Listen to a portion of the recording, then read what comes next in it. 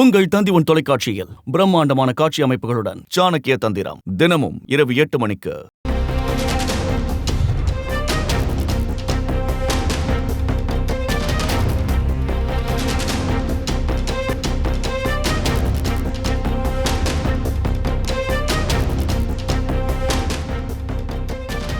ஆம்ஸ்ட்ராங்கை கொலை செய்ய திட்டமிட்டு நாட்டு வெடிகுண்டு வாங்கியது எனக்கு தெரியாது என ஆம்ஸ்ட்ராங் கொலை வழக்கில் கைது செய்யப்பட்டுள்ள ரவுடி புதூர் அப்பு வாக்குமூலம் அளித்திருக்கிறார். இது குறித்தான முழு விவரங்களோடு இணைகிறார் நமது செய்தியாளர் சாலமன்.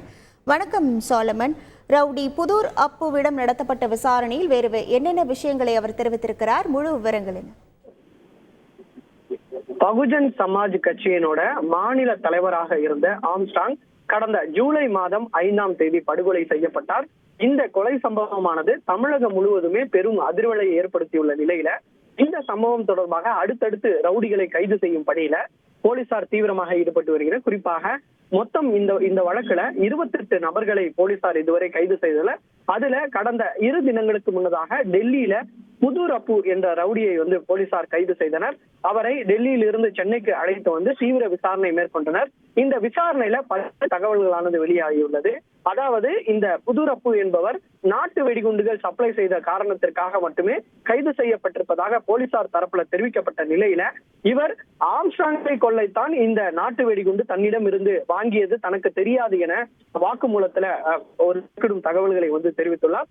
குறிப்பாக கடந்த 2021ஆம் ஆண்டு சம்பவ செந்தில் தான் சிறையில் இருந்தபோது சம்பவ செந்தில் கூட்டாளிகள் மூலமாகத்தான் சம்பவ செந்திலுடன் செல்போனில் தான் பேசியதாகவும் நேரடியாக சம்பவம் செந்திலுடன் எந்த விதமான தொடர்பும் தனக்கு இல்லை என புதூர் அப்பு வாக்குமூலத்துல தெரிவித்துள்ளார். குறிப்பாக அவர்கள் அதாவது ஆம்ஸ்ட்ராங் கொலை செய்வதற்கு முன்னதாகவே தன்னிடம் நாட்டு வெடிகுண்டுகள் கேட்டதாகவும் அதற்கு KK நகர் பகுதியில் உள்ள ஒரு ராஜேஷ் என்பவர் தனது நண்பரான ராஜேஷ் என்பவர் குடோன்ல 6 நாட்டு வெடிகுண்டுகள் பதுக்கி வைத்திருந்ததாகவும் அதை எடுத்து அருள் மூலமாக அதாவது அரியரன் மற்றும் மொட்டைகிருஷ்ணன் மூலமாக அருளுக்கு தான் நாட்டு வெடிகுண்டுகள் கொடுத்ததாகவும் ஆனால் தன்னிடம் ஆம்ஸ்ட்ராங்கை கொள்ளத்தான் இந்த நாட்டு வெடிகுண்டு கேட்கவில்லை எனவும் அவர் வாக்குமூலத்தில் தெரிவித்துள்ளார்.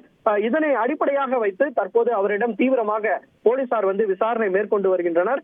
மேலும் இவர் இந்த சம்பவ செந்தில் யாரை கொள்வதற்காக அந்த நாட்டு வெடிகுண்டுகள் வாங்கினார் அல்லது வேறு யாருக்காவது வாங்கிய நாட்டு வெடிகுண்டு இந்த ஆம்ஸ்ட்ராங் கொலைக்கு பயன்படுத்தினாரா என்ற கோணங்கள்ல தற்போது போலீசார் தீவிரமாக விசாரணை மேற்கொண்டு வருகின்றனர்.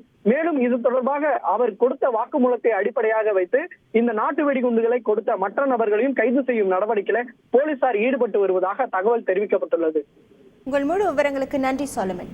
உங்கள் தந்தி தொலைக்காட்சியில் பிரம்மாண்டமான காட்சி அமைப்புகளுடன் சாணக்கிய தந்திரம் தினமும் இரவு 8 மணிக்கு.